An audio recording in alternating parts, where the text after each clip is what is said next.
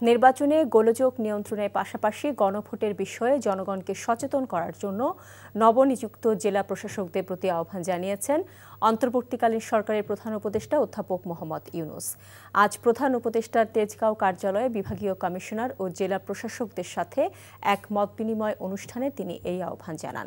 মন্ত্রিপরিষদ বিভাগ আগামী জাতীয় নির্বাচন উপলক্ষে এই মতবিনিময়ের আয়োজন করে।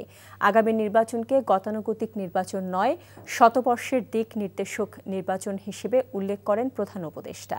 একটি গোষ্ঠী এই নির্বাচনের সময় গোলযোগ করার চেষ্টা করবে জানিয়ে সেই পরিস্থিতি সামাল দেওয়ার পাশাপাশি গণভোটের বিষয়ে জনগণকে উদ্বুদ্ধ করতে তাগিদ দেন তিনি।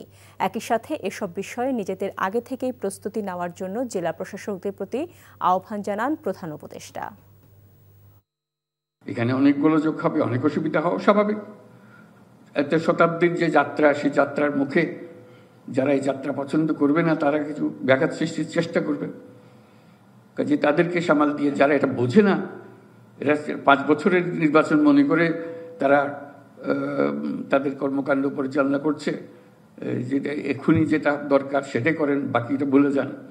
এটা বললে হবে না। কে কিভাবে দেবে সেটা তাদের ব্যাপার, কিন্তু বোঝানো, জানানো, আমাদের সতর্ক থাকা, এটা আমাদের ব্যাপার, এটা আমাদেরকে ঠিক করতে হবে।